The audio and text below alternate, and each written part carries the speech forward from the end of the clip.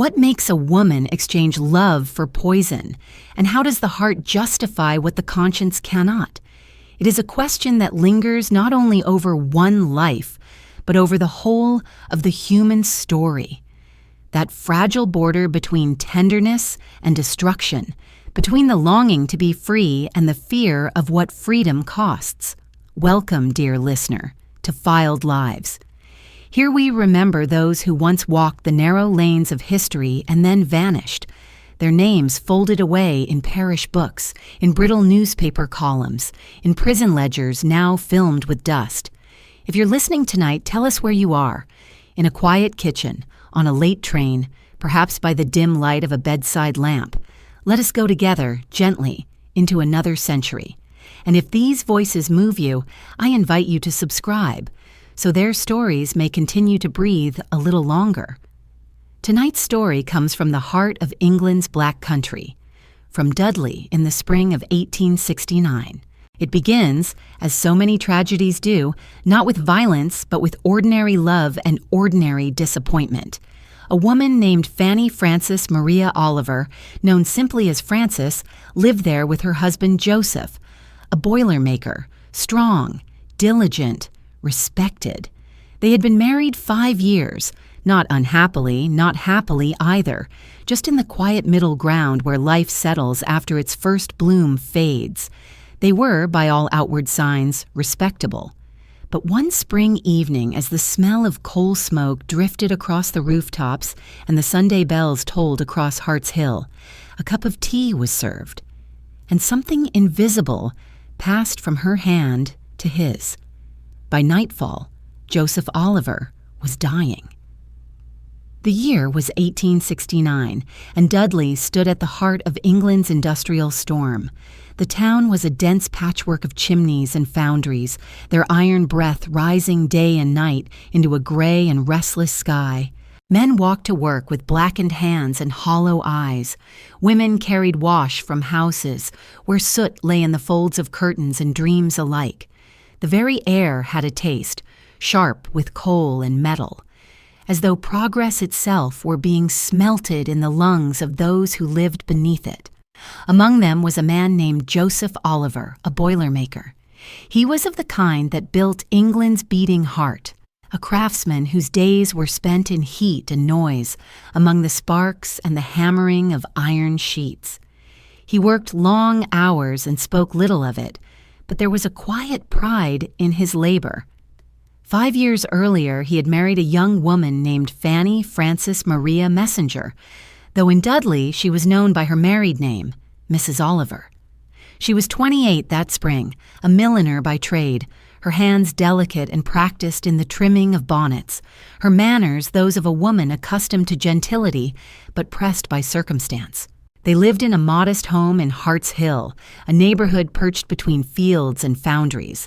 Their life was steady, if unremarkable. Joseph earned enough to live comfortably, a rare fortune in the Black Country, and had even saved a tidy sum of about £100, a treasure by the measure of any working man.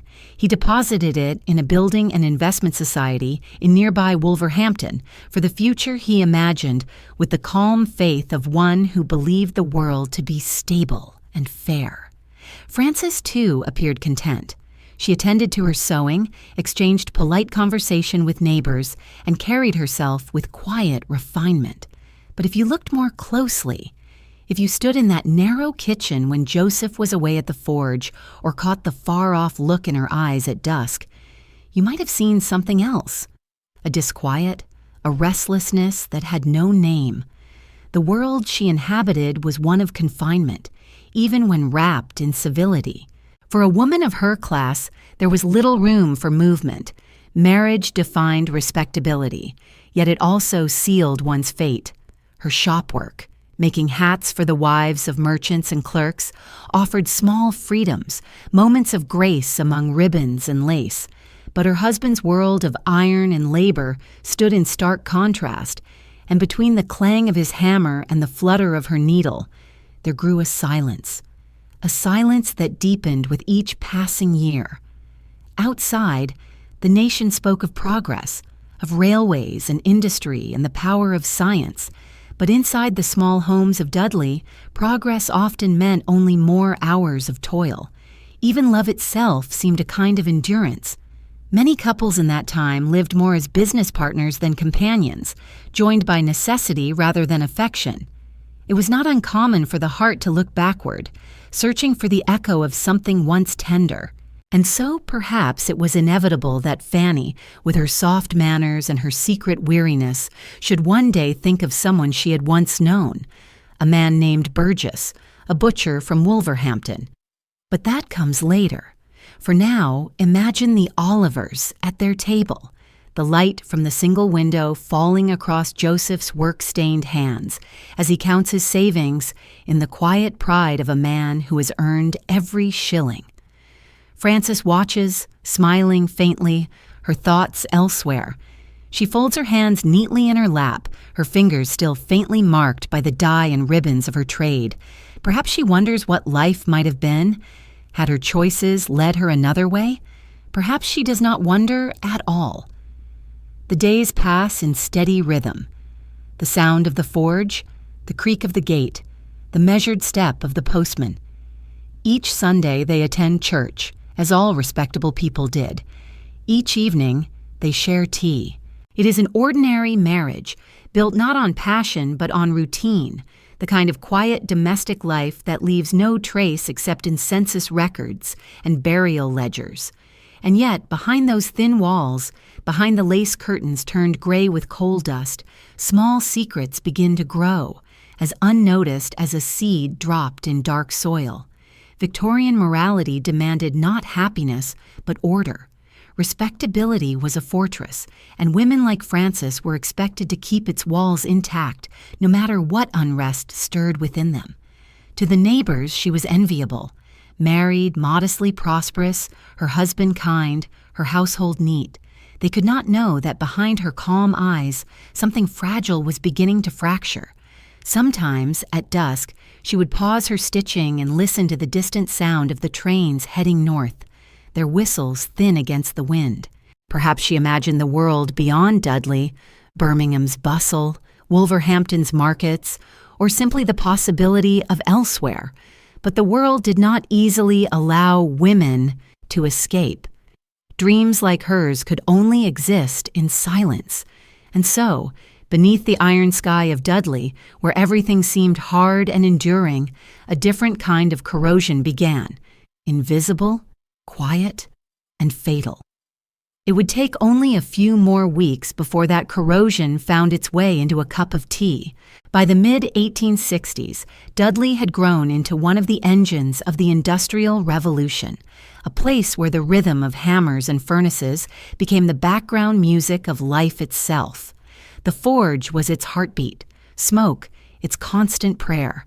And within that unyielding world, the Olivers lived as so many others did, quietly, obediently, and according to custom. Respectability in that age was both armor and cage. It sheltered a family from gossip and disgrace, but it also bound them in invisible chains. For Joseph and Fanny, it was a marriage of its time, measured, dutiful, and devoid of the tenderness one imagines when love is young. They had been married since 1864. The records show the ceremony took place in Birmingham, where both had roots. Joseph was already steady in his trade, a man of iron both in labor and temperament. He came from the kind of family that prized thrift and reliability, virtues worn like medals in the Midlands. Fanny, by contrast, came from gentler stock.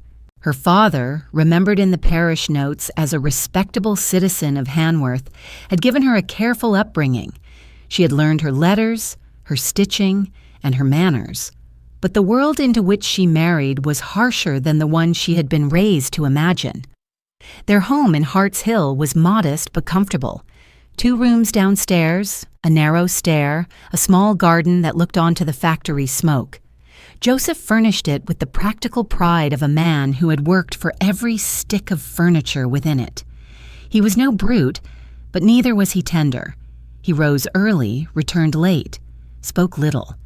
His affection, when shown, was of the practical kind.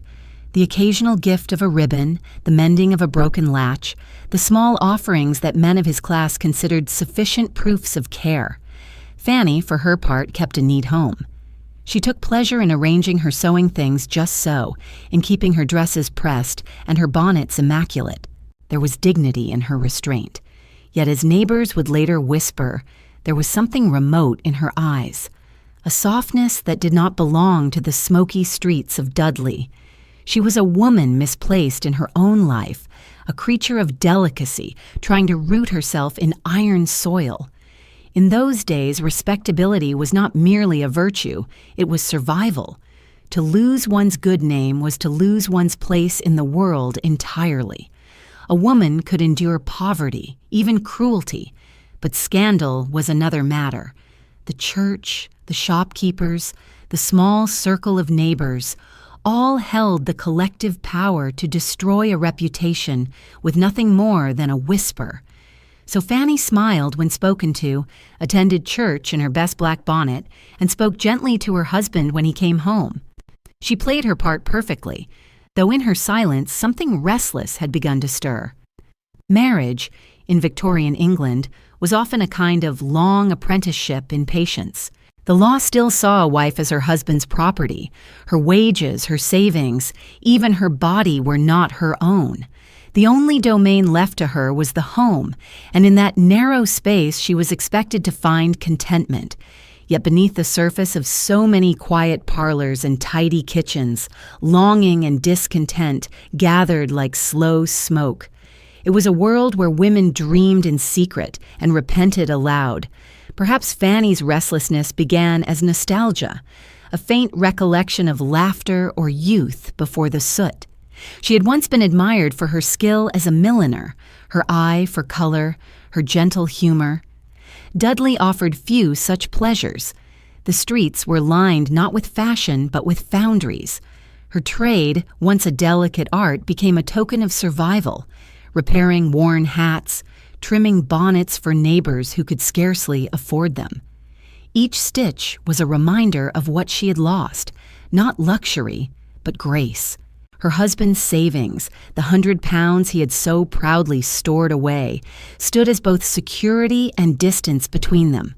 To him, it was the symbol of prudence. To her, it may have seemed a cold monument to all that confined her. Money in that age was power, and a woman's lack of it meant dependence. Yet dependence can breed quiet resentment, even when accompanied by affection. The home they shared became a theater of contradictions, comfort without warmth, decency without joy. Fanny's neighbors would later testify that she was always neat, always polite, yet they also described her as distant, as though her mind were elsewhere. They could not have known how often her thoughts drifted beyond Dudley. To Wolverhampton, perhaps, or to the life she might have lived had she chosen differently. For in that other town, just 10 miles away, there lived a man she had once known. A man whose name, whispered later in the courtroom, would become a kind of curse. But that name had not yet returned to her in 1868. For now, she played her role with near perfection. On Sundays, she walked beside her husband to church, gloved hands folded, head bowed. The vicar would nod approvingly as the Olivers took their pew.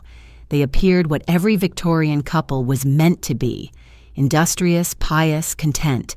Yet, as the hymns rose and fell through the vaulted air, Fanny's thoughts wandered.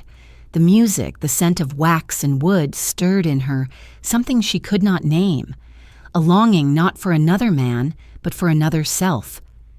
There is a quiet tragedy in a life lived according to others' expectations. It is not marked by violence or betrayal, but by the slow erosion of spirit. One day folds into the next until even the heart forgets what it once desired. Fanny's story, like so many of her generation, begins not with malice but with the exhaustion of a woman who could find no space for her own desires within the boundaries society had drawn. At dusk, she would often sit by the small window overlooking the narrow street. The lamplighter passed with his pole, touching one flame after another, as if rekindling the weary hearts of the town. She would watch until the light reached the corner, and then the dark returned. That tiny act of illumination seemed, in some way, to mirror her own existence. A brief flare of brightness before the long dimming of resignation. And yet, beyond those dim streets, the world was changing. Letters passed more freely than ever before.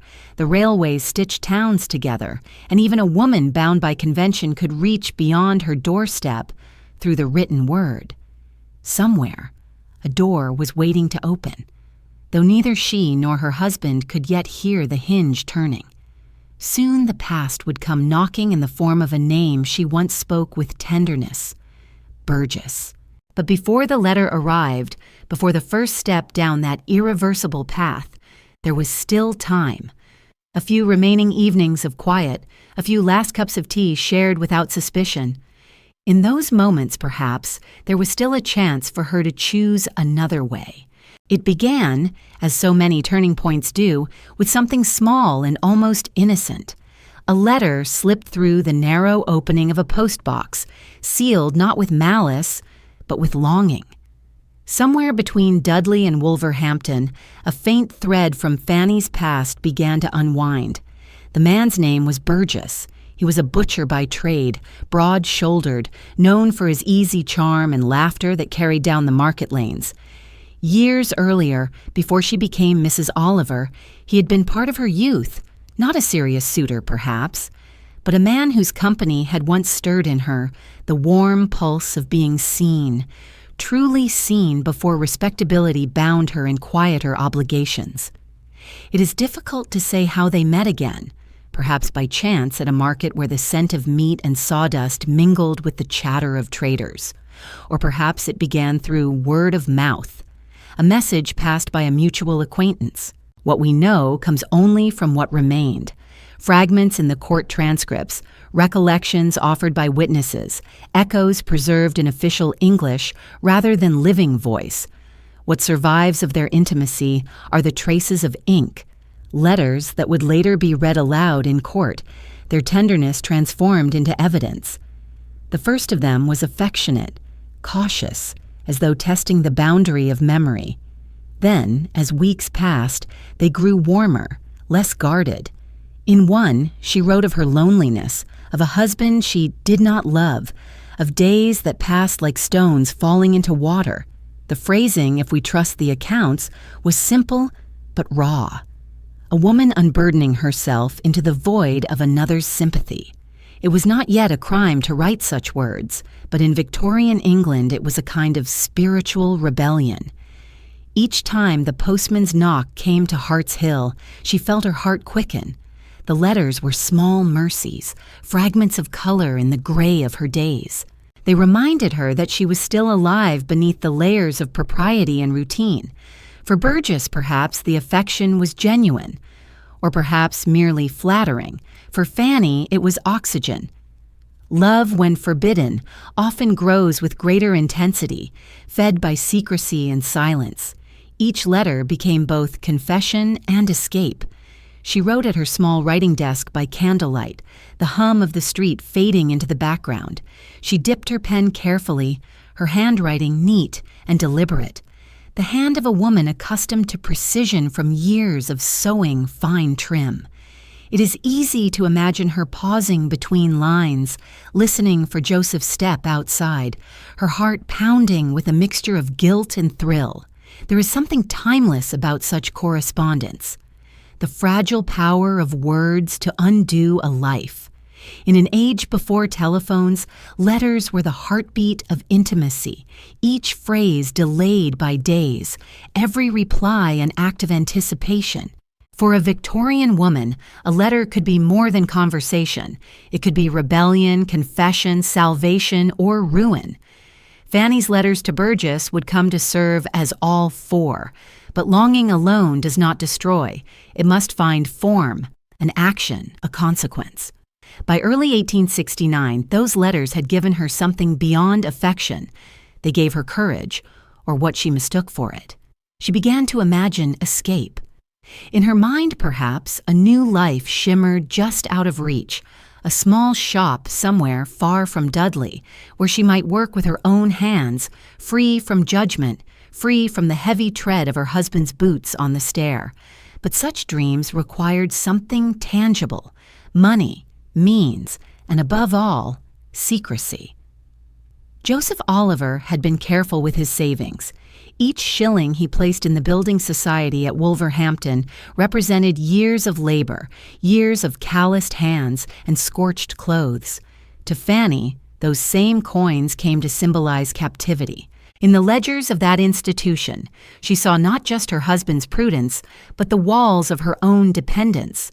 And so, perhaps out of desperation, perhaps out of delusion, she began to take what she felt life had denied her. The first withdrawal was small, easily hidden. She persuaded a local youth to write the notice for her. A harmless task, he thought, as he handed her the neatly folded letter.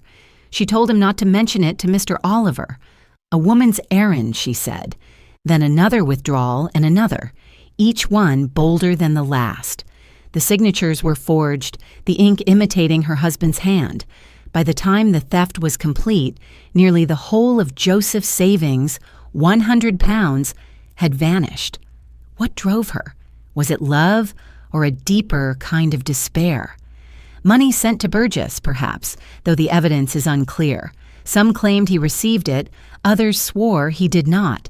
What we know for certain is that her actions bore the mark not of calculation, but of compulsion. A slow, nervous unraveling rather than a single act of deceit. In Dudley, no one yet suspected. Life continued as before. Fanny kept her shop, her smile, her composure. Joseph went to work unaware that his future was already drained away. Yet within her, the boundaries of fear and morality had begun to blur. Letters once written in love now tethered her to a lie. To live honestly was impossible. To confess would mean ruin.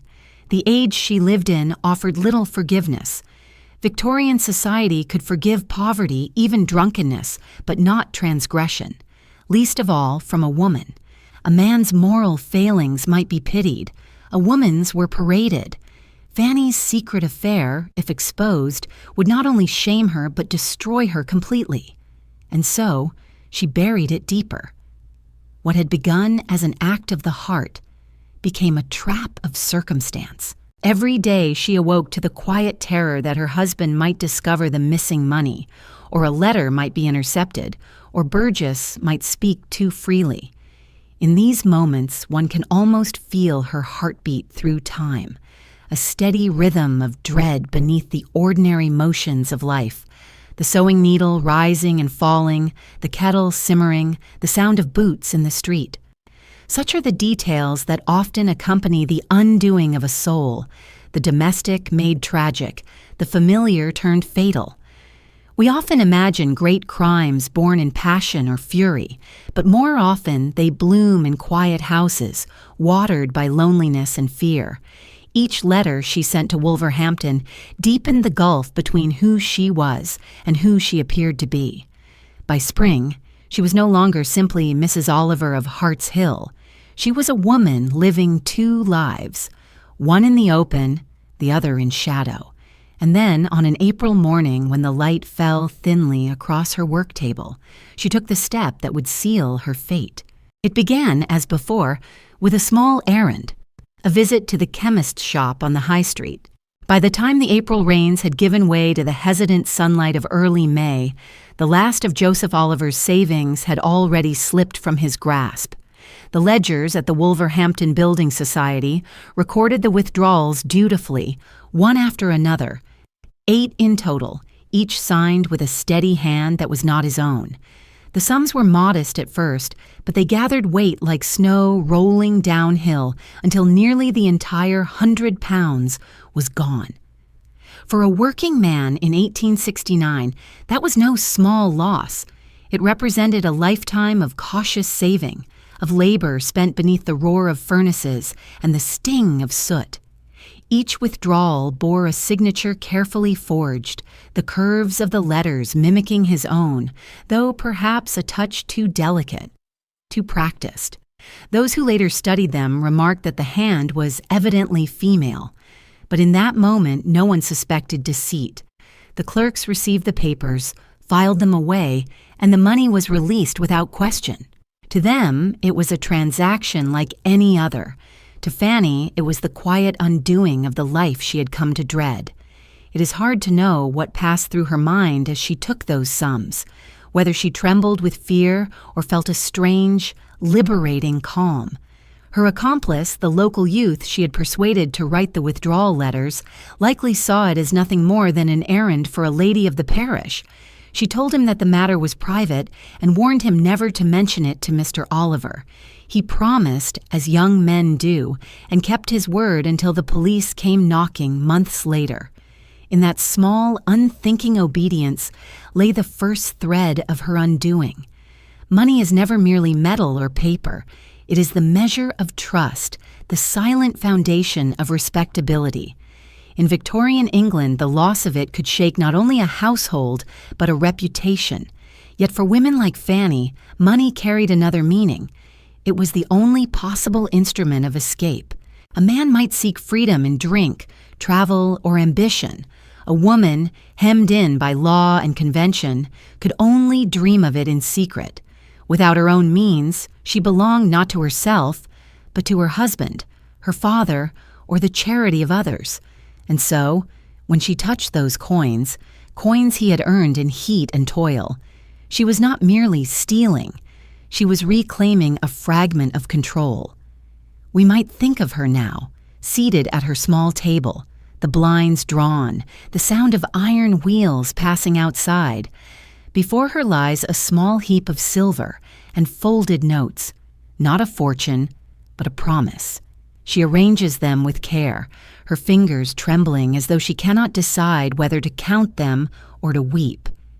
In those coins lies the possibility of departure, of silence, of the faint hope that she might never again hear her name spoken with pity. But hope, when built upon deceit, carries its own poison. The theft was more than a moral failing. It was a trap that would soon close upon her. Burgess, the man whose affection had rekindled her longing, became both her confidant and her accomplice, though perhaps unknowingly. Some of the withdrawn money, it was later claimed, found its way into his hands. Whether it was given out of love, fear, or manipulation, no one could say. Their relationship, though tender in letters, began to gather the weight of guilt. And yet life in Hart's Hill seemed to carry on as usual. Neighbors later told investigators that they noticed nothing amiss in those weeks.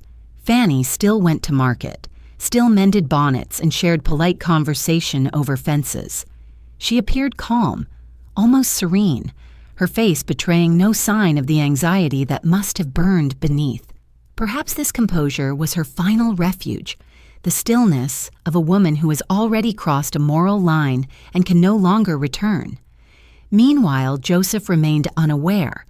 He spoke proudly of his savings, believing them safe, and went about his work at the forge. On Sundays, he took Fanny's arm as they walked to church, his confidence in her as solid as the metal he shaped. That trust, once broken, would later echo in every courtroom and newspaper line. The faithful husband deceived by the woman he loved. But within the privacy of their home, the tragedy was quieter, subtler. It lived in the pauses between their words, in the faint distance that had grown between them, in the way she looked away when he spoke of their future. At night, when he slept, she would sometimes rise and sit by the window, her hands clasped in her lap. Outside, the lamps flickered in the fog, their halos trembling like small, uncertain souls. She could hear the faint hum of the furnaces from the valley below, that endless industrial breath that seemed to speak of both creation and destruction. Perhaps in those moments she wondered what she had done, or whether what she had done mattered. Desperation has its own strange logic. Once a wrong has been committed, the mind learns to justify it, to smooth its edges until it resembles necessity. Fanny may have told herself that she would return the money, that she was borrowing it only until she could begin anew. Or perhaps she convinced herself that Joseph would never miss it, that a man so frugal would always earn it back. The human heart, when cornered, is a master of gentle lies, and so the money vanished, piece by piece, leaving no trace but ink on a page and the quiet pulse of guilt in a woman's chest.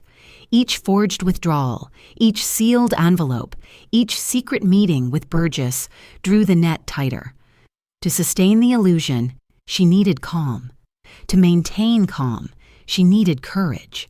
And courage, in her case, took a dangerous form, the willingness to deceive not only others, but herself. What remains so haunting about her story is not the scale of her crime, but the ordinariness of its beginnings. There was no sudden act of cruelty, no moment of rage, only the slow corrosion of trust, as invisible as the arsenic she would soon purchase. The theft of her husband's savings was not the end of her moral decline, but its midpoint, the quiet slope upon which her soul began to lose its footing.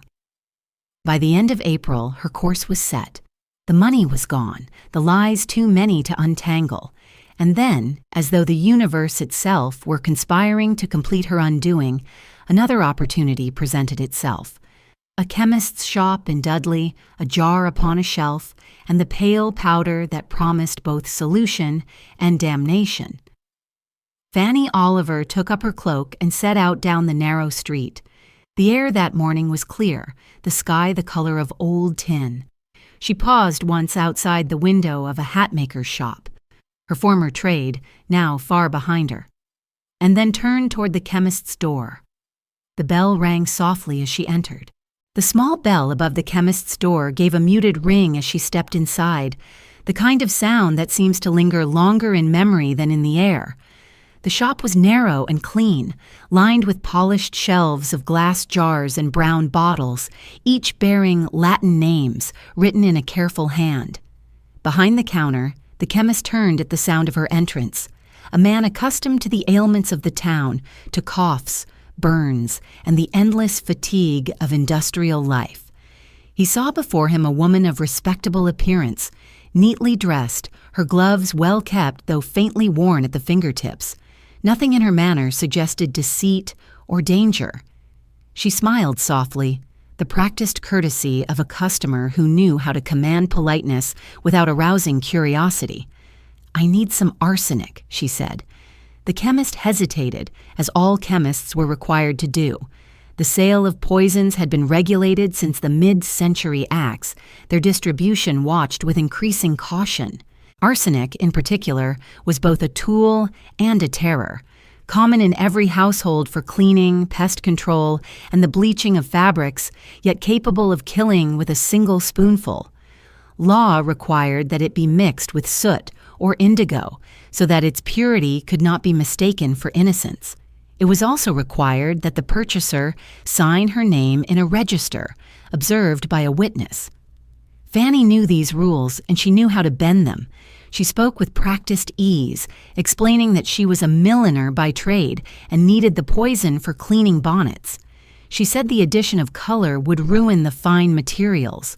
There was nothing hurried or nervous in her tone, only the quiet confidence of one accustomed to speaking within the limits of propriety.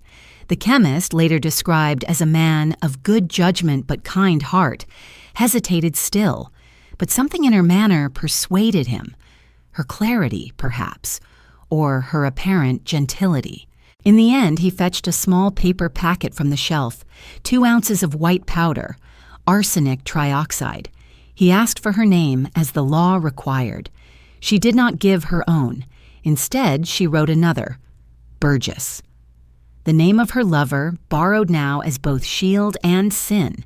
The pen scratched faintly across the page, the signature curling into the false calm of ink. No witness signed beside it. The transaction was complete. The chemist folded the packet neatly and handed it across the counter. If he noticed the tremor in her gloved hand as she received it, he said nothing. The packet disappeared into her reticule, her eyes lowered as she thanked him. Then she turned, the small bell above the door giving its second and final chime. Outside, the street lay pale in the late morning light. Coal dust hung in the air like soft fog, clinging to the cobbles and to her hem. The sound of wheels rattled in the distance. Life moved on, indifferent, but something irrevocable had entered her possession. A substance that had shaped countless domestic tragedies of the age. Arsenic was the poor woman's poison, the weapon of those who lived without power. Cheap, colorless, and nearly undetectable, it found its way into everything from wallpapers to pastries. Newspapers called it the inheritance powder. It had become the dark companion of desperation. Perhaps she did not yet imagine its use. Perhaps holding that folded packet, she still told herself the old lie, that she needed it for her work, for the delicate trimming and whitening of hats. Yet the chemist's book, with the false name scrawled upon its page, already told another story. In that moment, she was no longer merely a wife or a milliner. She was a woman standing on the invisible threshold between accident and intent. Some days later, she would send another messenger, a young girl named Parker, back to the same shop. The girl carried a note, again signed Burgess, requesting another quantity of arsenic. The chemist, deceived by routine and familiarity, filled the order once more, again without witness, again uncolored. 2 separate acts, 2 small parcels, and the quiet unfolding of fate. If we pause here, as documentarians must, we might ask what she felt as she watched the poison dissolve into her own life. Did she believe herself wicked? Or did she imagine, as so many before her had done, that the line between necessity and crime was a matter of circumstance? Victorian England was not a kind place for women caught between duty and despair. The same society that forbade divorce except through ruinous scandal also offered no path for escape from an unhappy home. In such a world, to wish for freedom was already to be guilty. Her husband Joseph noticed little at first.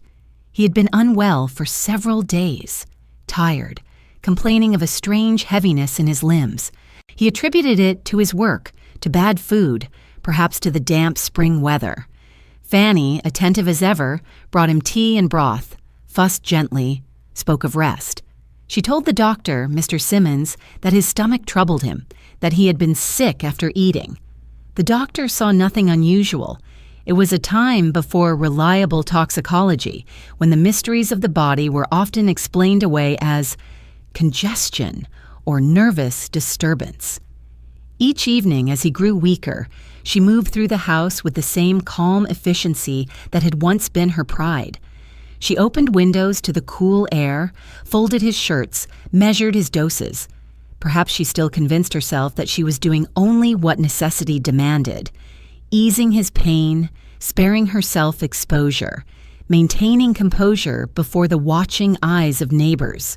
The human mind, when standing at the edge of the unthinkable, will invent any story that allows it to go on. In Dudley, gossip moved like smoke, slow, pervasive, impossible to contain. Neighbors later recalled that Mrs. Oliver had seemed too composed during her husband's illness, her eyes dry even when others might have wept. But such judgments came afterward, when tragedy had already been given its narrative. In the moment itself, she was only a woman moving through the fragile choreography of secrecy. There is a peculiar quietness in acts that change everything. No music, no lightning, no grand declaration. Only the small gestures, the signing of a name not one's own, the folding of paper, the closing of a door. Yet within those gestures lies the architecture of ruin. Weeks later, when the chemist stood before the court, he would say that she seemed entirely at ease, persuasive in her manner and of respectable appearance.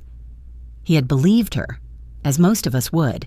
He had sold her the means of death without recognizing its purpose, just as she had accepted it without fully acknowledging her own. And so, the parcel found its place among the quiet domestic objects of her life. The sewing box, the tea canister, the folded linens, its presence unseen, its purpose unspoken. The house on Hart's Hill looked no different from any other that spring, yet within its walls lay the faint scent of something irreversible. The next time the doctor was called, Joseph would already be too weak to rise. Outside, the lilacs were beginning to bloom. Inside, the air grew heavy with the sweetness of decay, and the silence of secrets kept too long. The sickness began as so many do, quietly, almost politely. Joseph Oliver complained first of fatigue, a heaviness that settled in his limbs and would not lift. He told his wife it was the work, that the furnaces at the shop had been hotter than usual, that the smoke made his head ache. Fanny nodded, agreeing softly, and brought him tea. By evening, he had no appetite. The following day, his stomach turned after breakfast, and the ache deepened. Mr. Simmons, the local surgeon, was called. He examined Joseph with the detached kindness of a man accustomed to every kind of ailment the human body could produce. A touch of the liver, he said. A vague diagnosis, the sort that soothed both patient and household. Rest, a simple diet, a few powders. He saw nothing sinister in the man's dull eyes, the pallor that had begun to creep across his face. For a time, Joseph obeyed. He stayed home, propped up in the narrow bed, the ticking of the clock filling the hours. Outside, the days lengthened toward summer. The smell of lilac drifted through the open window, sweet but faintly oppressive, as though mocking the air within. Neighbors passing the gate might glimpse Fanny moving quietly through the rooms, a figure of composure, tending to her husband's needs with the same precision she once reserved for her sewing. She brought broth in small bowls, pressed cool cloths to his forehead, smoothed the sheets. There was nothing in her manner to suggest cruelty, only control. Yet beneath that calm, a strange rhythm had begun to mark their days. He worsened after meals, especially the ones she prepared herself. His skin grew clammy, his breath shallower. Between bouts of sickness came moments of uneasy relief, as if his body struggled between resistance and surrender. The doctor, summoned again, found him weaker but offered little else. The phrase entered his notes, hepatic congestion, a convenient explanation for an unexplainable death. In those weeks, the boundary between care and harm blurred until it became almost invisible. Fanny moved about her tasks with a serenity that unsettled those who saw her. A neighbor later recalled that she did not seem like a woman nursing a dying man. But such remarks were made in hindsight, when all had been revealed. In truth, there was nothing to see. No outward cruelty, no raised voice, no sign of violence. Only the ordinary motions of domestic life, the clink of a spoon, the faint hiss of boiling water, the gentle rustle of sheets. The world seldom notices its tragedies while they are still unfolding. What might she have felt as she watched him fade? We cannot know. Perhaps there were moments of doubt, flashes of fear as she realized the weight of what she had done. Or perhaps she clung to denial, convincing herself that the illness was inevitable, that fate, not she, had taken hold. History is rarely able to recover such inner landscapes. It leaves us only with the surface, the recorded testimony of witnesses and the detached phrases of official documents. Yet somewhere in those pages, between the facts and the silence, we can sense the tremor of conscience, faint as the flutter of a bird against glass. Joseph bore his suffering with the stubborn endurance of working men. Even as his body betrayed him, he spoke little of pain, pride perhaps, or disbelief. To be ill was to be weak, and weakness was a luxury seldom afforded in the Black country. He had spent his life mastering heat and metal.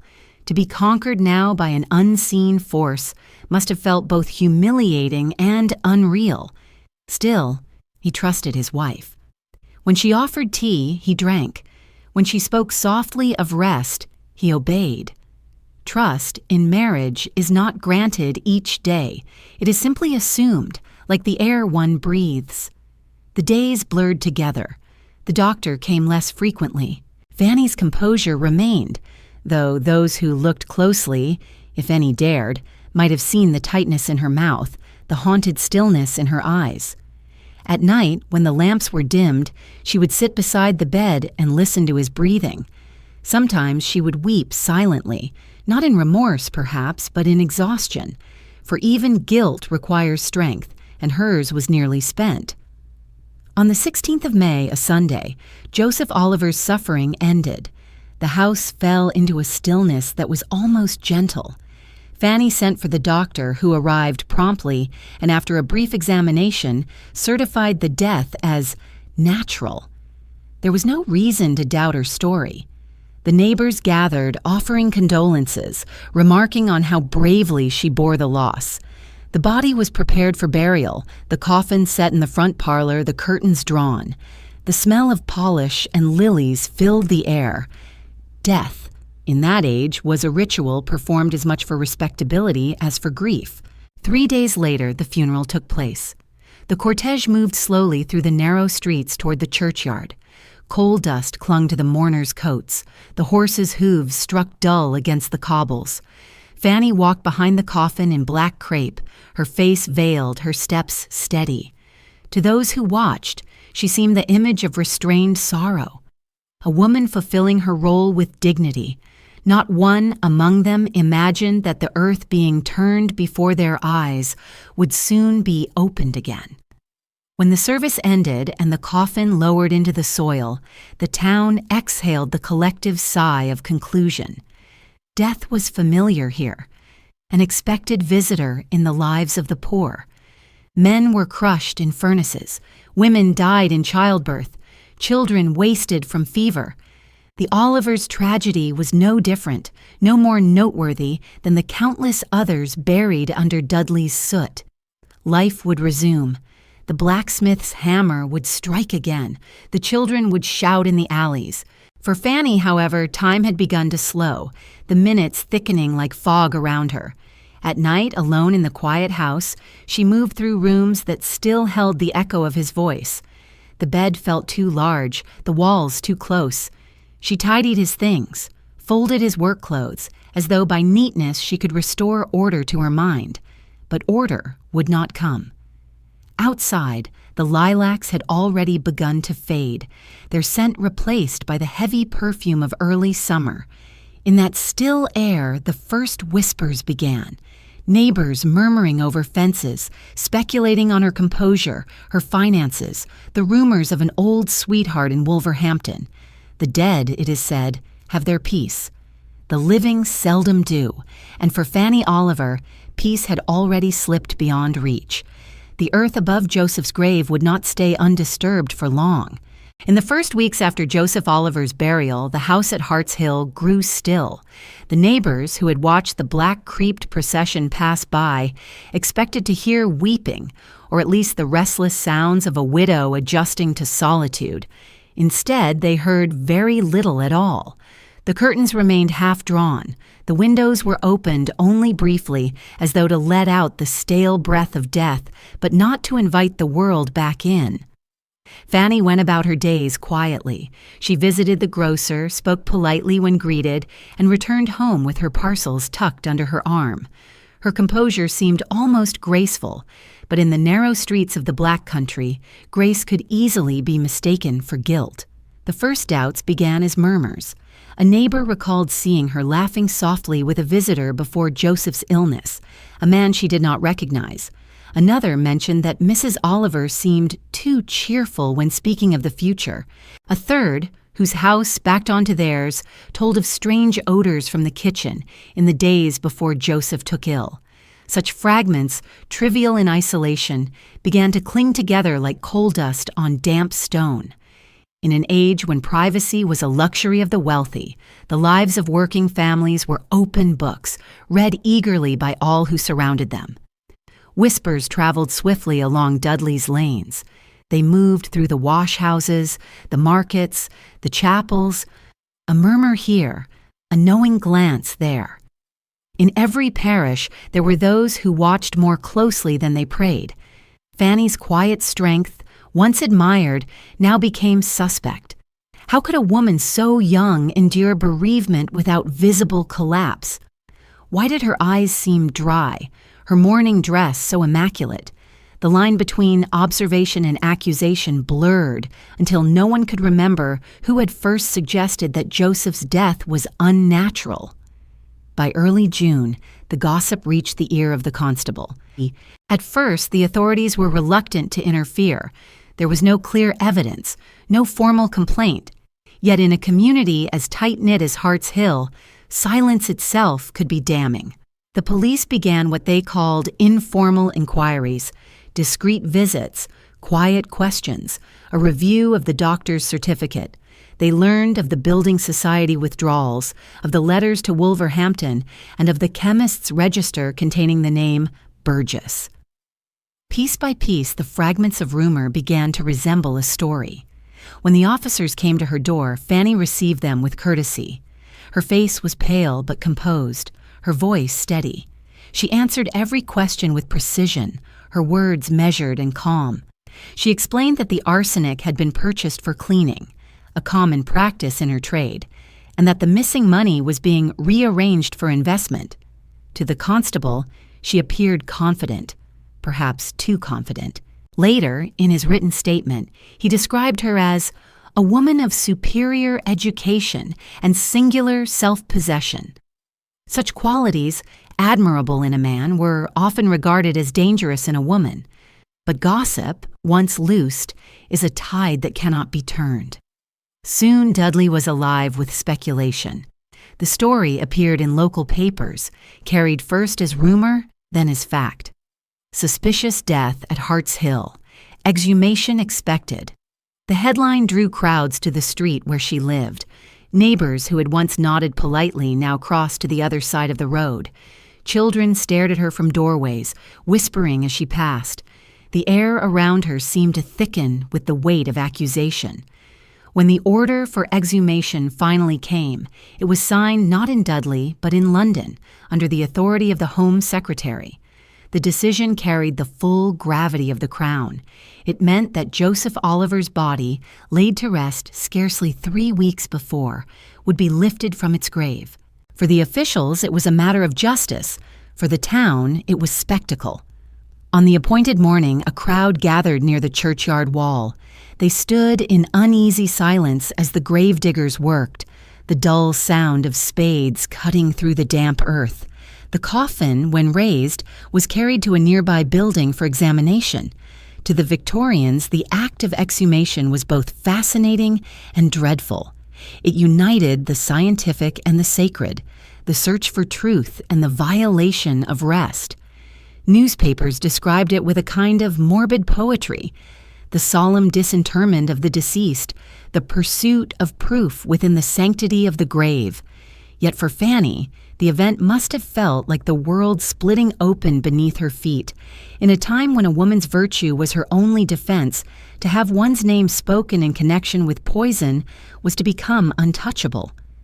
The post-mortem took place under supervision of local surgeons who opened the coffin with clinical precision. The body, though buried only weeks, bore the unmistakable signs of chemical preservation. Samples were taken from the stomach, the liver, and later, after a second exhumation, from the brain itself. These were sealed and sent to Birmingham, to the laboratory of Mr. Alfred Hill, the borough analyst of Queen's College. His reputation was impeccable. His word would carry the weight of science. While the analysis was underway, Fanny waited. Each day stretched thin with dread. She was still free, but freedom now felt like exposure. The neighbors' eyes followed her everywhere. Letters ceased to arrive from Wolverhampton. Even those few who had pitied her now kept their distance. She walked the narrow streets like a ghost of her former self, haunted not by the dead, but by the living. When the results finally came, they arrived in language as cold as the instruments that produced them. Arsenic, present in significant quantity. The report was formal, unemotional, irrefutable. Hill's conclusion left no room for doubt. Death by arsenic poisoning, administered in repeated doses. The surgeons who performed the post-mortem concurred. What the whispers had suggested, science had confirmed. That evening, the constables returned to Harts Hill. The light was fading, the sky the color of pewter. Inside the small house, Fanny sat by the hearth, her hands folded neatly in her lap. When they entered, she did not rise. She looked up at them calmly, as though she had been waiting all along. The senior officer read the charge, willful murder of Joseph Oliver by means of arsenic. For a long moment no one spoke. Then she stood, smoothed her dress, and said only, "Very well." Outside, the evening bells began to toll. Their sound drifted over the rooftops, carrying with it the last breath of the town's innocence. The morning after her arrest broke with an unsettling calm. The air was warm, almost tender, the kind of day when washing hung motionless on the lines and every sound seemed to travel further than it should. But in Dudley, there was movement beneath that stillness, a kind of moral excitement. The talk of arsenic had spread like smoke from the furnaces, curling through shops and doorways, across the market and down the lanes of Hart's Hill. Men discussed it over their pints, women lowered their voices in church pews. The words poison and murder carried both horror and fascination, and the idea that such evil could bloom in their own midst gave the town a terrible thrill. While she sat in the small cell of the Dudley police station, the machinery of inquiry turned. Orders were issued for a second exhumation, this one sanctioned by the Home Secretary himself. The first had provided enough evidence for suspicion. The second was to be conclusive. Officials were to recover the brain for analysis, believing that arsenic, unlike most substances, lingered longest in the nervous tissue. It was as though the dead man's very thoughts would testify against her. The operation began at dawn. The churchyard, damp with dew, lay hushed except for the murmuring of the small crowd that had gathered despite official warnings. People came not merely out of curiosity, but out of a strange, almost moral compulsion, as though by witnessing the act they might cleanse themselves of complicity in the gossip that had preceded it. 2 constables held the perimeter. The gravediggers, solemn and deliberate, removed the upper layer of soil, their shovels dull against the earth. When the coffin was reached, it was lifted carefully onto wooden planks and carried toward a nearby vestry room, where the examination would take place under supervision. There, under the cold light filtering through the narrow window, the surgeons began their work. There were 3 in attendance, their instruments gleaming faintly against the dark grain of the table. They worked in silence, their faces expressionless, the only sound the measured scrape of metal and the rustle of linen.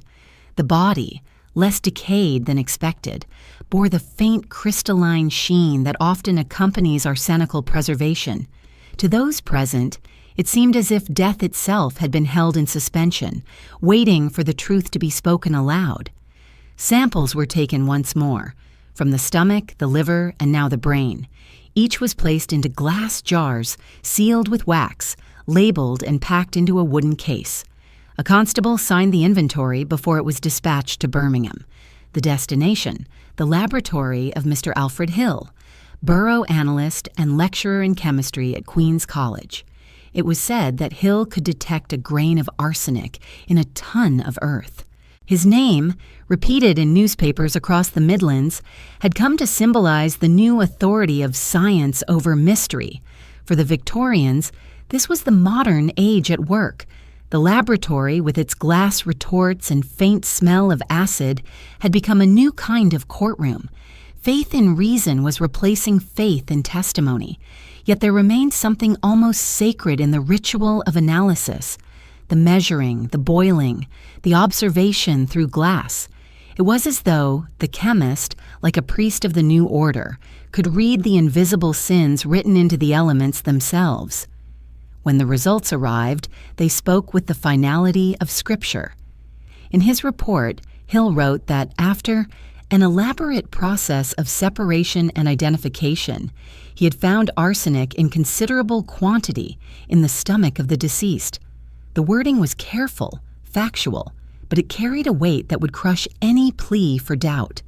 The poison was not trace, not incidental, but deliberate. The surgeons, when informed, nodded gravely. There was no alternative explanation. The conclusion was unanimous: death by arsenic, administered over time.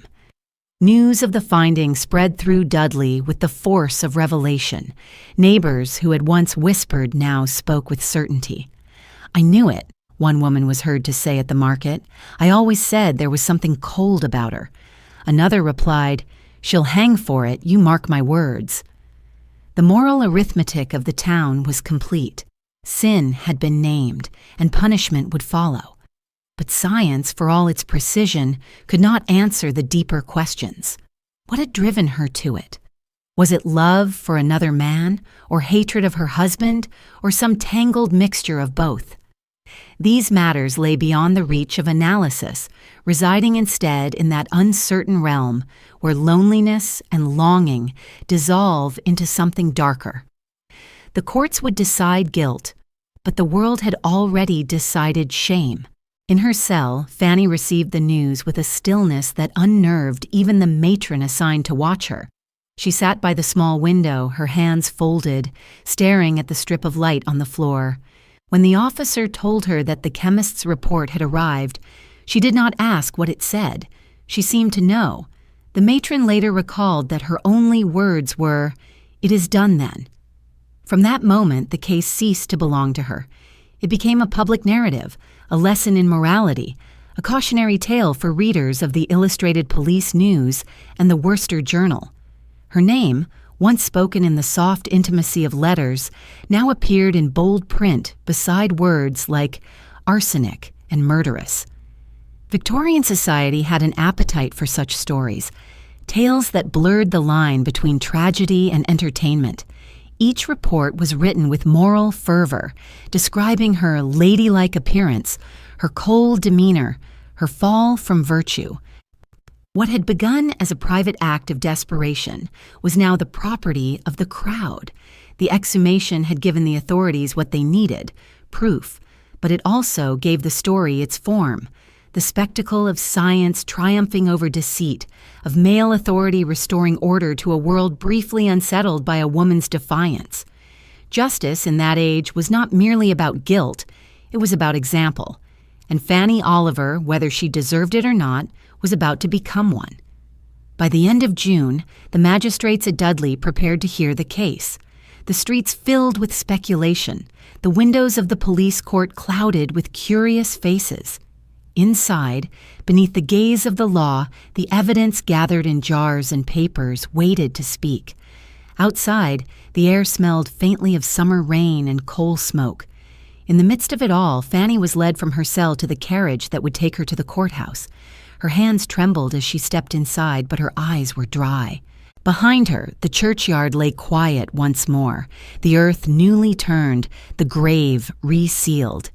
Beneath it, Joseph Oliver slept again, this time with nothing left to reveal. On the morning of July 19, 1869, the courthouse at Worcester stirred to life long before the hour of opening. The air outside was already heavy with summer, carrying the smell of rain and horsehair, of sweat and ink and pressed linen. Inside, clerks moved about their desks, shuffling papers, straightening benches, setting the stage for what had become the most talked-about case in the county. The trial of Fanny Francis Maria Oliver, charged with the willful murder of her husband Joseph, had drawn the eyes of all Worcestershire, from the factory hands who read about her in the local papers to the magistrates who whispered her name with a mix of fascination and disdain. The court itself was a long hall of wood and stone, its high windows filtering the light into pale ribbons that fell upon the floor. At the front stood the bench, elevated like a pulpit. The judge that day was Baron Pigot, a man whose lined face betrayed years spent listening to the sorrows of others. He had presided over many trials, theft, fraud, violence, but few that carried this peculiar air of moral drama. For the Victorian mind, the poisoning of a husband by his wife was more than crime. It was inversion, a rupture in the natural order of things. The home, that sacred seat of virtue, had been transformed into a place of deceit. When Fanny entered the dock, the murmur of the room quieted into a strained hush. She wore black mourning dress, the same she had worn to her husband's funeral. Her veil was lifted, revealing a face both pale and composed, the skin drawn tightly over high cheekbones. Observers remarked later that she trembled slightly as she took her place, one gloved hand gripping the iron rail before her. The clerk read the charge aloud, the words echoing against the wooden panels, that she did feloniously, willfully, and of malice aforethought, administer to her husband a certain quantity of arsenic, thereby causing his death. When asked how she would plead, her voice, though quiet, carried through the courtroom. Not guilty. The simplicity of those two words seemed to divide the room, half willing to believe, half determined not to. The prosecution was led by Mr. Mottram, a man of precise diction and moral clarity. He began methodically, setting out the sequence of events as though assembling a machine. He spoke of the withdrawals from the building society, 8 in all, each forged with care. He described the rekindled correspondence with Burgess, the butcher from Wolverhampton, painting him as both motive and accomplice. Then he called the chemist who recounted the sale of uncolored arsenic, purchased under the false name Burgess, with no witness present. Each testimony added a weight to the invisible scale already leaning against her. When Mr. Alfred Hill, the borough analyst, took the stand, the courtroom leaned forward in near silence. His manner was calm, clinical. He described the elaborate chemical process that revealed the presence of arsenic, how he had boiled, precipitated, and distilled the samples taken from Joseph Oliver's remains. His conclusion was delivered without emphasis, as if it required none. I found arsenic in considerable quantity, sufficient to account for death. The words hung in the air like a verdict before the verdict. Throughout the proceedings, Fanny sat motionless, her face unreadable. Some said she appeared detached. Others swore they saw tears glimmer beneath her lowered lashes. Her counsel, a young barrister named Streeton, urged the jury to remember that the evidence was circumstantial. There was no witness to any act of poisoning, no proof that she had placed the arsenic in her husband's food. He argued that the substance was common in her trade as a milliner, a necessary tool for cleaning fabrics, and that another person, the girl Parker, had assisted in the kitchen and could not entirely rule out an accident.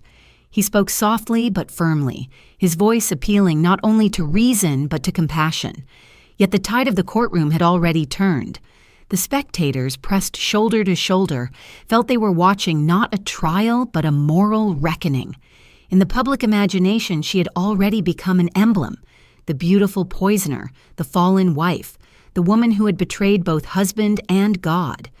Newspapers had primed them for this narrative, and the courtroom merely supplied its confirmation. As the afternoon wore on, the atmosphere grew heavy. The windows were opened, and a faint breeze stirred the papers on the clerk's desk. When the final summations were read, there was no outburst, no great speech, only the measured voice of Baron Pigot instructing the jury on the law. He spoke of evidence, of motive, of reasonable doubt. But beneath his solemn phrasing lay the inevitable conclusion that the chain of proof, while circumstantial, was complete. The jury retired at 5 o'clock. The room exhaled as they filed out, 12 men in black coats disappearing into the adjoining chamber. The spectators whispered, craning their necks toward the door as though they might hear the deliberation itself. 20 minutes later, the latch clicked, and the men returned, their faces pale, their expressions fixed. The foreman handed a folded paper to the clerk. "Do you find the prisoner guilty or not guilty?" asked the judge. "Guilty," came the reply, with a strong recommendation to mercy. The words fell like a bell toll. For a moment, no one moved. Then Fanny's body seemed to give way. She gripped the rail before her, trembling so violently that one of the warders stepped closer. When asked whether she had anything to say before sentence was pronounced, she spoke incoherently, her words breaking into sobs.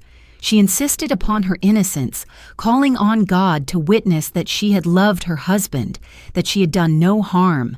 The sound of her weeping filled the high chamber, unsettling even those who moments earlier had condemned her in silence. Baron Pigot, his face grave, placed the black cap upon his head. The ritual words followed, slow and terrible, that she be taken from hence to a place of lawful execution, and there hanged by the neck until dead.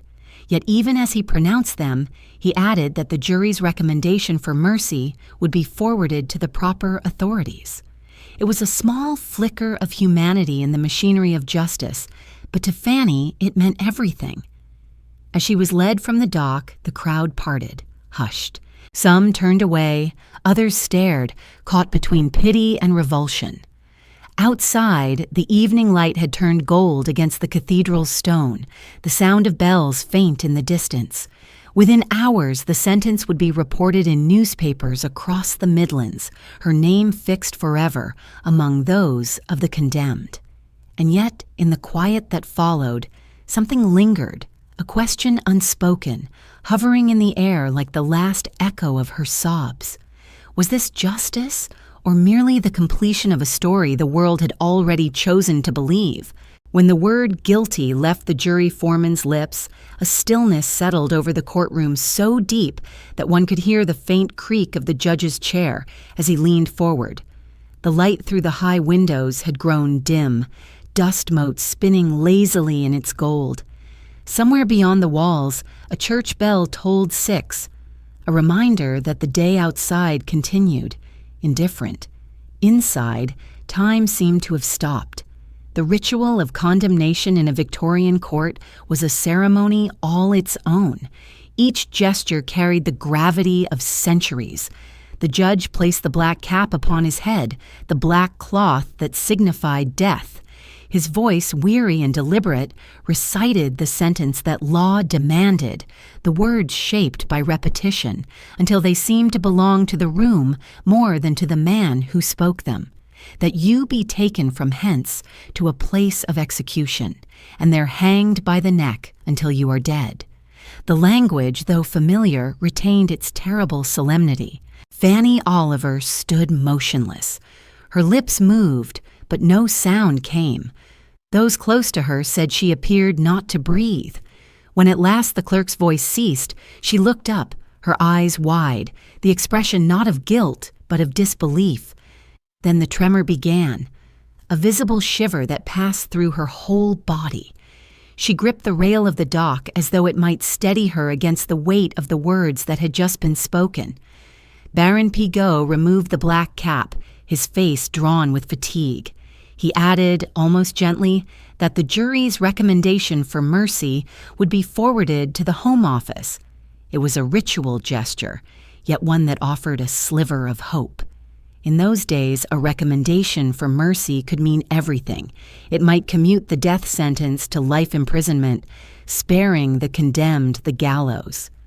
The judge spoke this final note softly, almost kindly, as if he wished to remind himself that justice need not be devoid of compassion. Then the officers led her away. The iron door closed, sealing her from the gaze of the public. For a moment, the spectators remained seated, as though uncertain whether to applaud or pray. Some wiped their eyes, others shook their heads. The gallery murmured, "Poor thing. She brought it upon herself. May God forgive her." It was over. And yet not over. The machinery of justice had done its work, but its echo would linger long after the courtroom emptied. In the cell below, Fanny sank onto the narrow bench. The air smelled of limewash and damp stone. She pressed her hands to her face and began to weep, not loudly, but with the strange, soundless sobbing of one who has cried too often. Hours passed before she grew still. Outside her small window, the evening faded into night. News of the verdict spread quickly. By dawn, every newspaper in the region had printed her name in heavy type. The Dudley poisoning. Woman sentenced to death. The articles lingered on her appearance, her composure, her trembling voice. They described her as of refined manners and respectable bearing, as though refinement made the crime more terrible. Victorian readers consumed these details hungrily, torn between fascination and moral satisfaction. A woman who defied the domestic ideal was a warning to all others. Her downfall confirmed the righteousness of the age. Yet even as the public judged, petitions began to circulate quietly. Some argued that the case was circumstantial. No witness had seen her administer poison, no motive beyond the vague idea of love for another. Others appealed simply to mercy, believing that a woman of her class and apparent gentleness should not hang. In London, at the Home Office, such pleas were common. Every condemned prisoner generated a file, a neat stack of paper documenting life, crime, and fate. Somewhere in those piles, her name waited its turn. While she awaited word, she was confined in the county jail. The conditions were harsh but orderly. Each morning, the matron brought her bread and tea. She was allowed short walks in the yard, always under supervision. The chaplain visited daily, speaking to her about repentance, about the mercy of God even where man's law showed none. She listened politely but said little. Those who saw her in those days described her as calm, her face pale but not wild. She read from a small Bible, tracing the lines with her finger. Sometimes she spoke softly to herself, though no one could make out the words. The days bled into one another, counting and waiting. At night she dreamed of the trial, of the murmuring crowd, of the moment the black cap descended.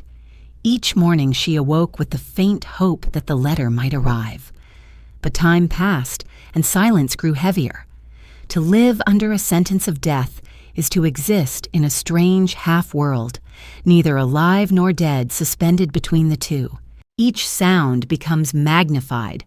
The scrape of a key in the lock, the footsteps in the corridor, the tolling of a bell somewhere beyond the walls. On the 23rd of July, 3 days after her conviction, the letter finally came. It was short, written in the formal hand of the Home Secretary's office. The sentence of death was reprieved. She would not hang. Her punishment was commuted to imprisonment for life. When the words were read aloud, she gave no immediate reaction. Then, slowly, the color returned to her face.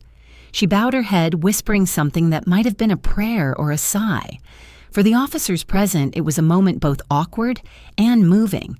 The reprieve saved her body, but not her freedom. Her life would now be measured in years of confinement rather than minutes on the scaffold. Outside, the same newspapers that had once printed her name beneath the word murderess now ran new headlines. Sentence commuted. The woman of Dudley spared the gallows. Public opinion divided again. Some saw mercy as weakness, others as grace. But the story that had once belonged to the town now belonged to the system, the slow, grinding machinery of Victorian punishment. In the weeks that followed, Fanny was transferred from the local jail to the larger prisons of the capital, passing from one set of gates to another, like a shadow moving deeper into its own silence. She was alive, yes, but she was no longer free. The reprieve, though merciful, carried its own kind of cruelty. The endless echo of time stretching before her, the sound of footsteps that would never lead beyond the walls. As the carriage carrying her to Worcester Prison rattled over the cobblestones, she sat looking out through the narrow slats of the window. The fields rolled by in shades of summer green, sunlight flickering across the hedgerows. The world beyond the bars seemed almost unreal. In that moment, she was not the infamous Mrs. Oliver of Dudley, nor the condemned woman of the trial, but simply a quiet figure traveling away from the life she had once known, into a future she could neither imagine nor escape. And somewhere far behind her, the bells of Worcester struck noon. 12 solemn notes for a woman spared from death, yet bound forever to its shadow. The carriage rolled to a stop before the heavy gates of Worcester Prison. The sky above was low and pale, the color of ash. Within the walls, everything was still, the air dense with the quiet of containment. When the guards opened the door and helped her down, the smell of iron and disinfectant met her like a cold breath. It was July of 1869.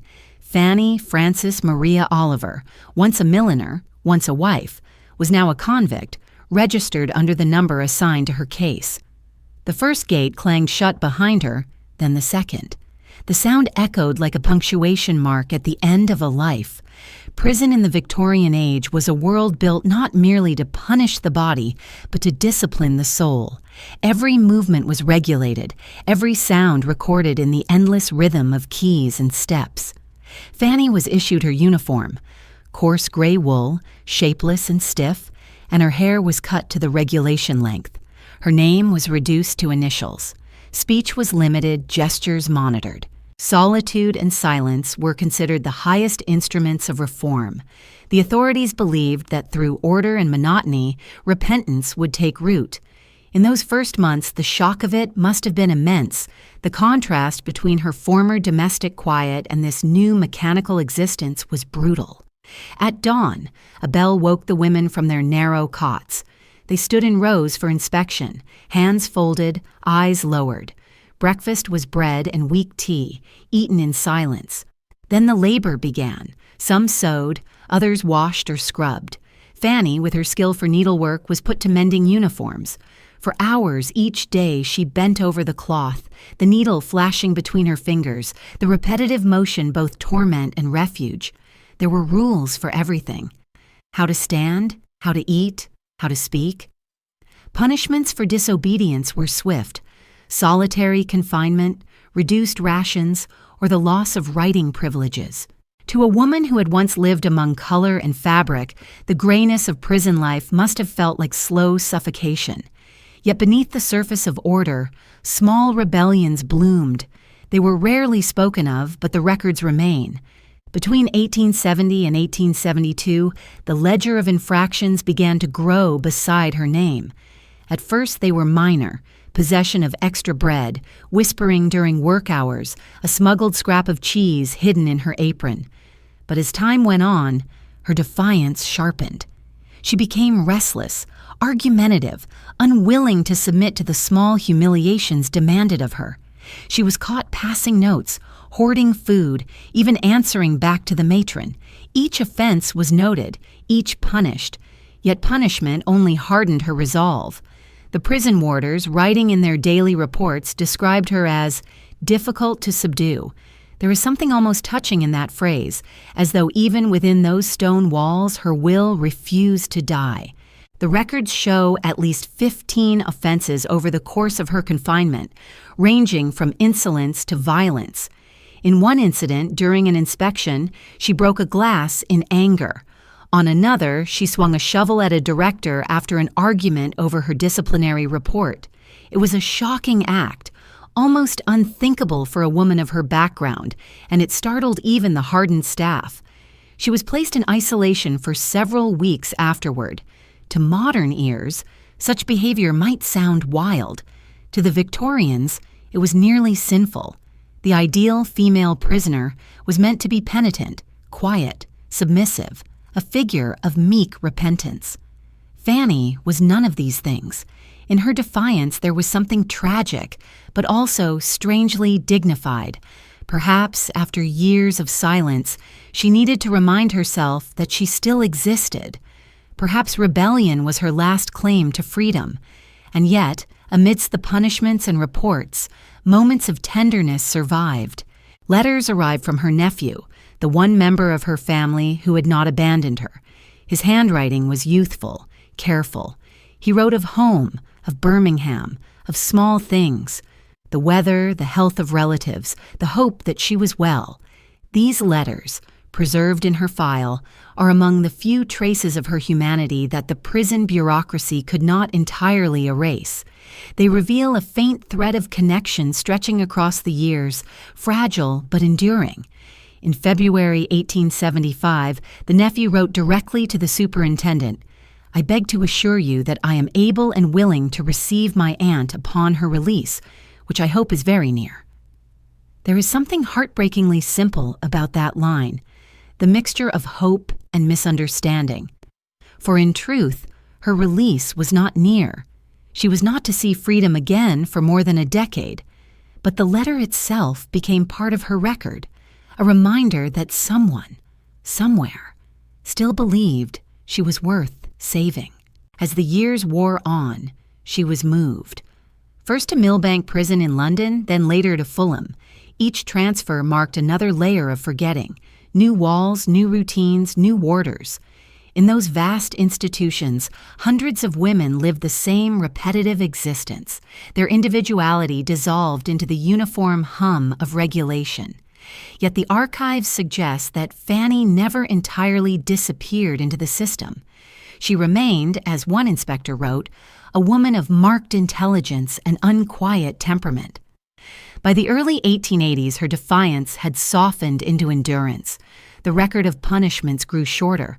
Perhaps it was age, perhaps fatigue. The once fiery woman had learned at last the strange stillness that prison demanded. Her sewing improved, her reports noted steady conduct. She no longer struck out at authority, but neither did she surrender her inner self. There was in her silence something less of submission and more of weary control, as if she had learned to hold her dignity within the only space still hers. Her own mind. Every prison has its rhythms. The measured clang of gates, the echo of footsteps, the distant chime of the chapel bell. To live within that pattern for years is to become part of its sound. For Fanny, those sounds became the music of her life. Day followed day, season followed season, until time itself blurred. Her crime, her trial, her husband's face, all must have faded into something dreamlike, neither denied nor fully remembered. And yet, when the warders spoke of her in later years, they did so with a kind of reluctant respect. She keeps her place, one wrote. She speaks only when spoken to. That phrase, so ordinary, carries within it the weight of transformation. The passionate woman of Dudley, once driven by love, by anger, by the desperate wish for freedom, had become a figure of quiet endurance. Behind those walls she had been reduced, reshaped, and, in some mysterious way, remade. Outside, the world she once knew had already changed. The streets of Dudley had grown busier, the factories noisier. New laws were being written, new machines built. But for her, time remained fixed, a single endless day divided by bells and walls. And in that suspended existence, something unexpected began to take root, a slow, almost imperceptible reconciliation between the woman she had been and the silence that now defined her. It would take 17 years before another door opened, not the one to heaven or to the gallows, but to the narrow, uncertain light of freedom. By the time her 17th year of confinement began, the edges of Fanny's life had grown faint, like ink fading on an old letter. The routines of prison had replaced the rhythms of the world beyond, the clatter of keys, the measured footsteps, the pale light that filtered through high barred windows. Her reflection in the small mirror above her wash basin had changed, too. The sharpness softened, the eyes heavier, the hair streaked with gray. Yet within that dim quiet, something remained alive, something that refused to vanish entirely, the capacity to be remembered. It began, as salvation so often does, with a letter. The year was 1875. The superintendent of Fulham Prison received an envelope addressed in a careful, almost hesitant hand. The paper was cheap, the ink uneven. Inside was a message that would, over the years, come to mark one of the few tender moments in Fanny's long captivity. I beg to assure you that I am able and willing to receive my aunt upon her release, which I hope is very near. The writer was her nephew, the same young man who had written to her faithfully for years, his letters a lifeline from a world she could scarcely imagine anymore. He was grown now, with work and responsibilities of his own, yet he still thought of her, the aunt whose story had once shamed the family name. He wrote with the humility of someone appealing to authority, but beneath the politeness one can feel the pulse of affection. A quiet plea not only for her freedom, but for her dignity. The letter made its way through the slow channels of the prison system. It was copied, docketed, filed with her record. One of the clerks, moved perhaps by its simplicity, attached a note. The writer appears sincere and of respectable standing. The governor read it twice before forwarding it to the central office. In a world ruled by procedure, even compassion had to move in triplicate. Fanny was shown the letter some days later. The matron handed it to her through the bars of her cell, explaining that it had come from family.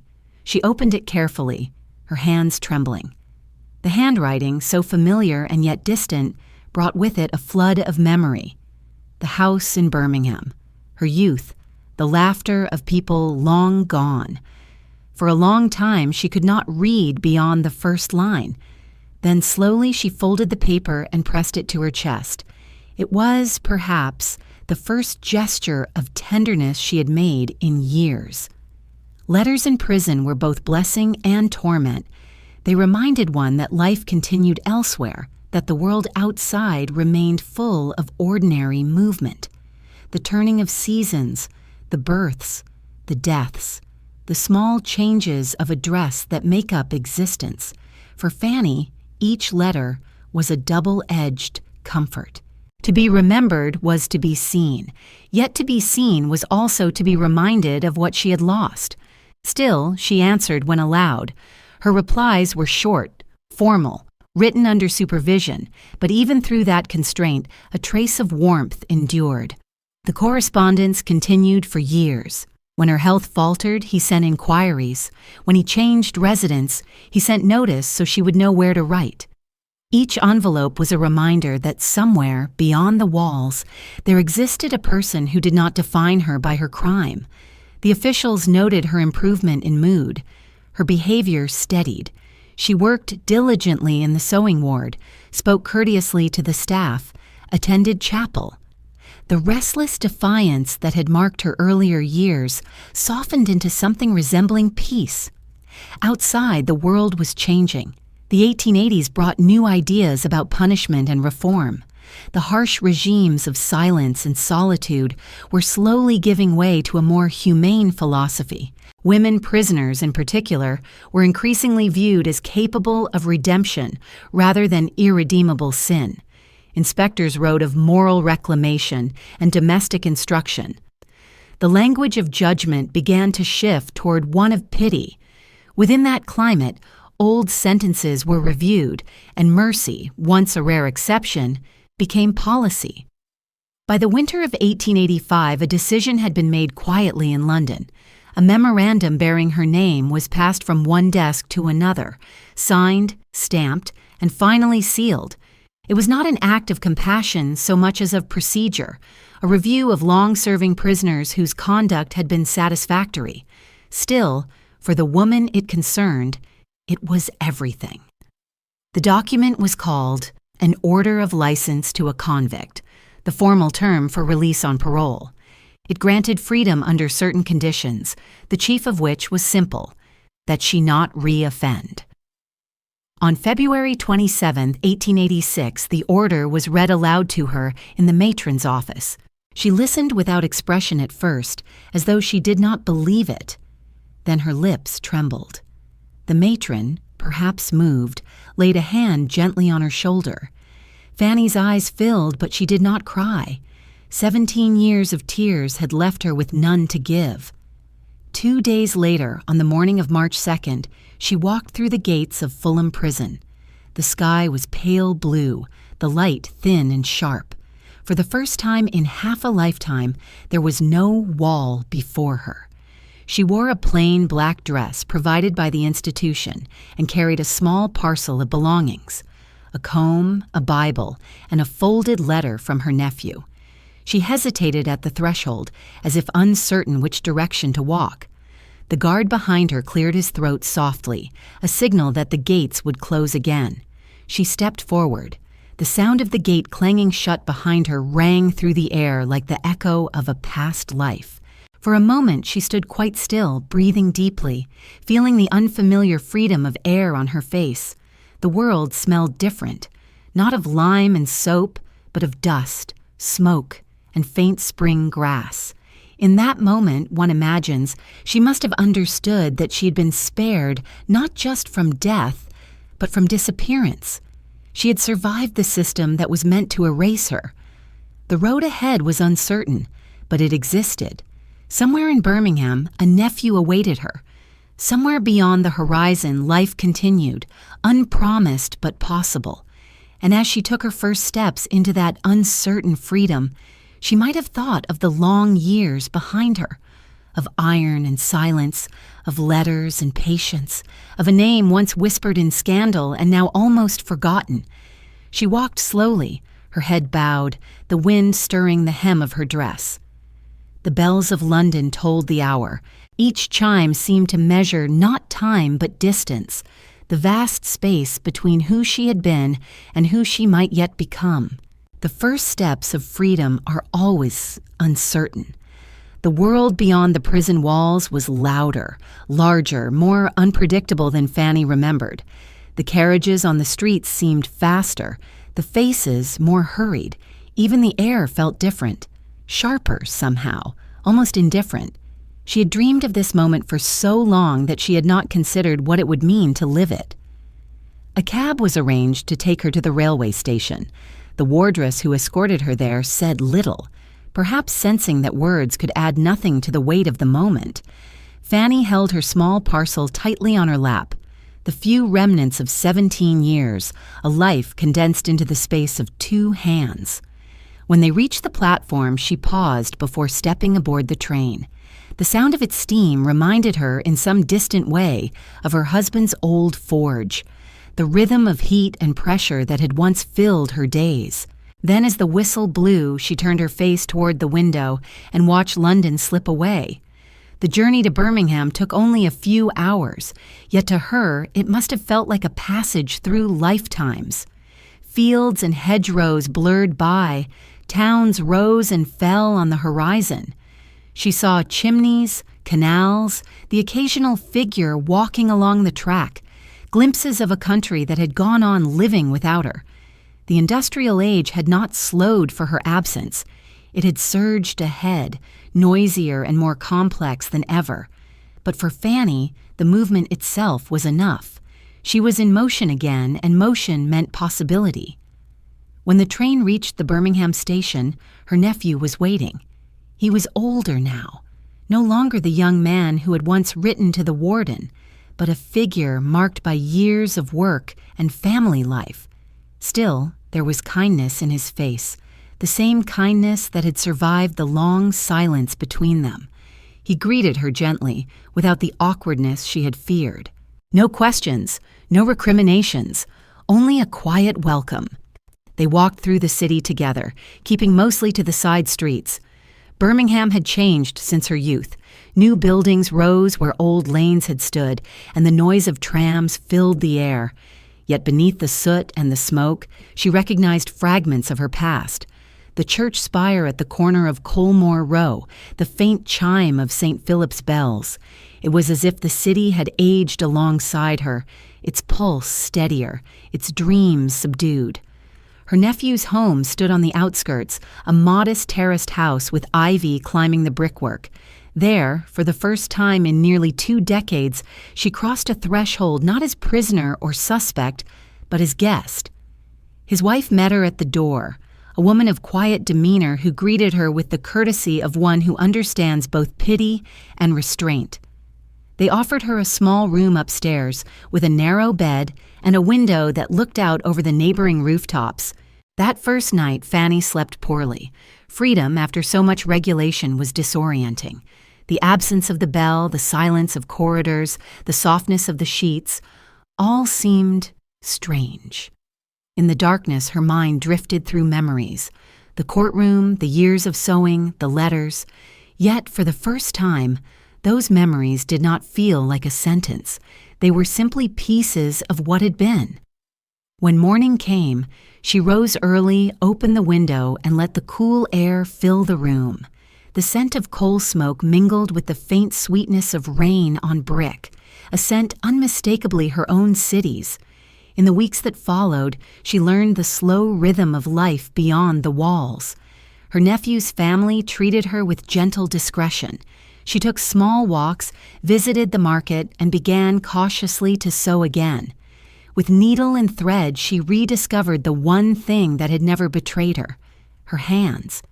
They remembered what her mind had tried to forget: the feel of cloth beneath her fingers, the even pull of stitches, the small satisfaction of something made well. These became her quiet rituals of survival. But even in freedom, invisibility became her truest refuge.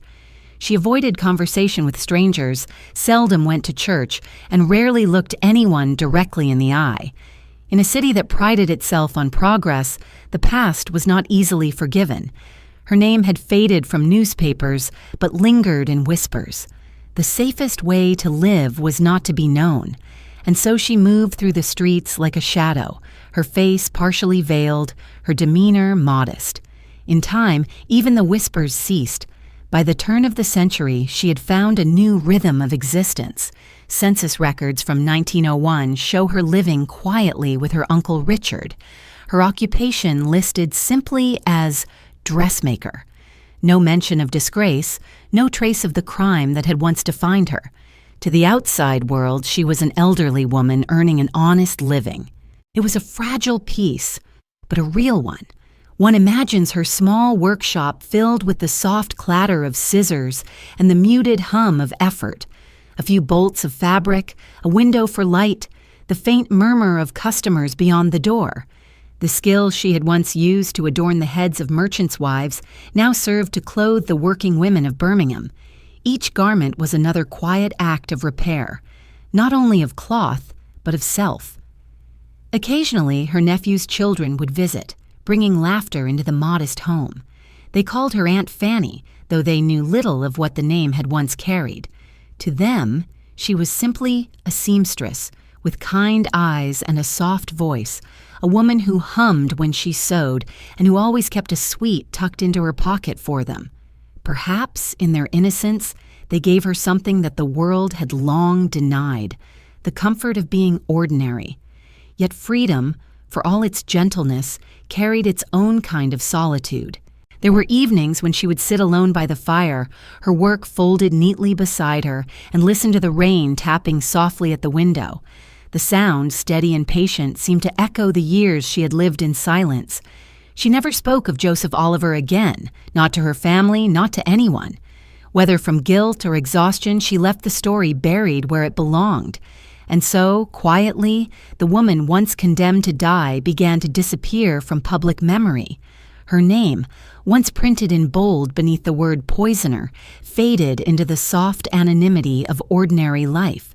In that fading, she found her final peace, not forgiveness, perhaps, but release. Somewhere beyond the rooftops, the city lights flickered in the dusk. Inside her small room, the clock ticked steadily on the mantel, measuring out the life she had rebuilt from fragments. And for the first time in decades, the hours seemed to belong to her again. By the dawn of the new century, the world outside Fanny's narrow window had changed beyond recognition. The factories that once spat fire now hummed with electricity. Horses gave way to trams, and the once blackened streets of Birmingham were slowly being paved with the promise of modernity. Yet for Fanny, the passing of time felt less like change and more like soft erasure. Each year washed her a little further from memory, like an old photograph fading in the light. She had rebuilt her life quietly, one small gesture at a time. The needle still guided her days, steady and obedient. In the rhythm of sewing, she found something almost spiritual, a sense of order, of calm repetition that resembled prayer. Stitch after stitch, she mended not only garments, but the delicate fabric of her own existence. It was humble work, but honest, and it allowed her to live without asking anything of the world that had once judged her so harshly. By 1901, she was nearing 70. The census of that year shows her living in Birmingham with her Uncle Richard, still recorded as a dressmaker. It is a quiet detail, yet it speaks volumes. To earn a living by one's own hand after years in which even one's name had been taken away was a small act of defiance, a reclamation of dignity. Her neighbors knew her only as Miss Oliver, the seamstress who worked late into the evening and never missed a Sunday walk. No one spoke of the past. It was as if that other life, the one sealed behind iron gates and courthouse walls, belonged to another woman altogether. And then, somewhere in those quiet years, came the presence that would change the texture of her final chapter. A child. The records do not tell us her name at first, only that she was adopted by Fanny sometime after her release. The details are sparse, the motives unrecorded, but what remains in the archives hints at something profoundly human, a longing, not for redemption, but for connection. One can imagine how it might have happened. Perhaps the girl was the daughter of a distant relation, or the orphan of a neighbor taken in out of necessity. Perhaps she had simply been left without care, and Fanny, who had known the ache of abandonment in every form, could not bear to see another endure it. What matters is that she opened her door to a child and in doing so, reopened her heart. In the small rooms of their modest home, life took on new color. There were the sounds of laughter now, light footsteps running across the wooden floors, the clatter of dishes, the quiet joy of ordinary companionship. For years, Fanny had lived among silence and ghosts. Now there was music again, not from instruments but from the rhythm of shared life. The child would sit by her as she worked, watching the silver needle flash in and out of the cloth, mesmerized by its precision. Sometimes Fanny would hum softly as she sewed, hymns remembered from her youth, fragments of melody she had carried like small lanterns through the darkness. It is easy to picture her then, the elderly seamstress, her hair tied neatly back, her hands deft and tireless, teaching the girl how to thread a needle, how to turn a hem, how to make something new from what had been torn. In these gestures lay a quiet poetry, the act of creation reborn from the ruin of the past. She no longer sought forgiveness. She had learned that forgiveness is not something granted from without, but cultivated within. In the companionship of that child, she found something better than absolution, continuity. The love she had once misdirected, the desperate, consuming love that had led her to ruin, returned now in gentler form, steady and unselfish.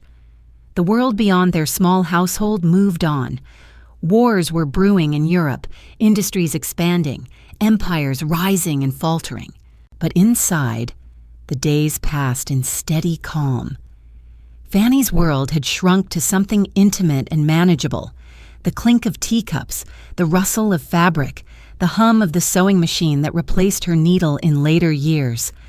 The past no longer visited her in dreams as it once had. When it came softened by time, like a voice heard from another room. The girl grew, as children do, and Fanny aged quietly beside her. The wrinkles deepened, the hands trembled slightly, but her mind remained clear. Neighbors described her as a kind old lady with a fine bearing, always neatly dressed, always polite. Few suspected that she had once stood in the dock of a court, accused of murder. Fewer still could have imagined that this gentle figure had once faced the shadow of the gallows. To live long after one's infamy is a strange kind of victory, not the triumph of the innocent, but the endurance of the human spirit.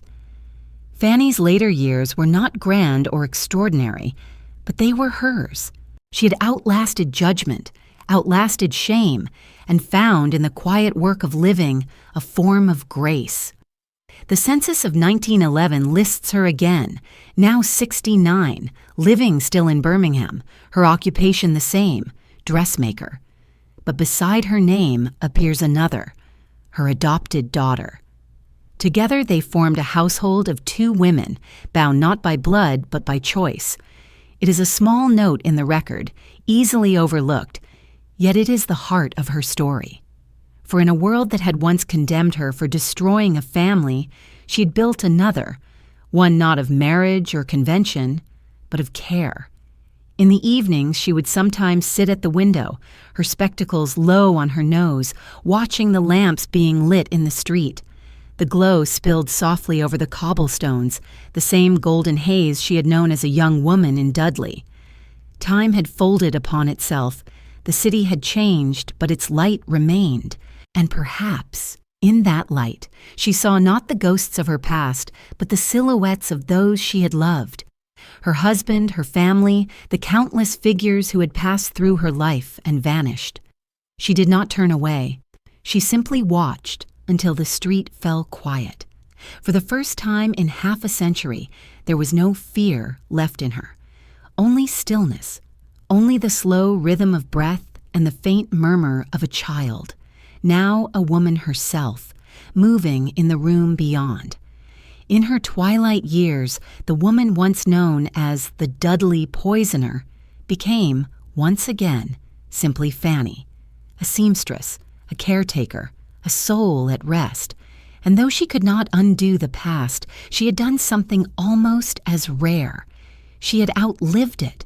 By the time the year 1921 arrived, Fanny Oliver was an old woman, 81, the census clerk noted, her handwriting steadier than expected for someone of her age. She lived still in Birmingham, the city that had received her back into anonymity nearly 40 years earlier. The entry is simple, unadorned.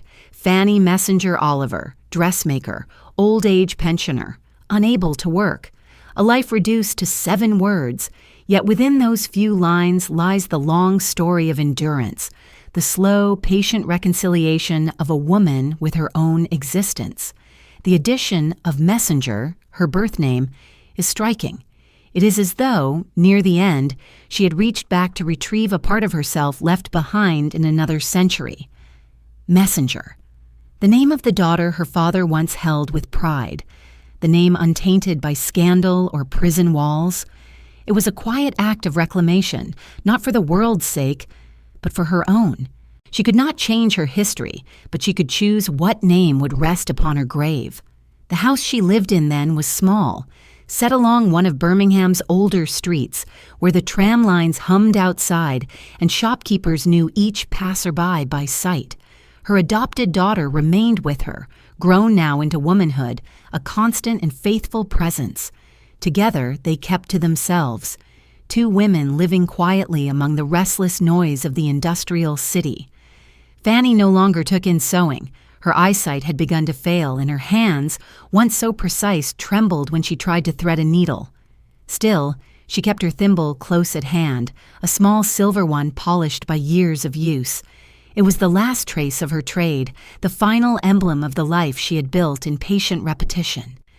In the mornings, she would sit by the window in her chair, wrapped in a shawl, watching the light creep across the rooftops.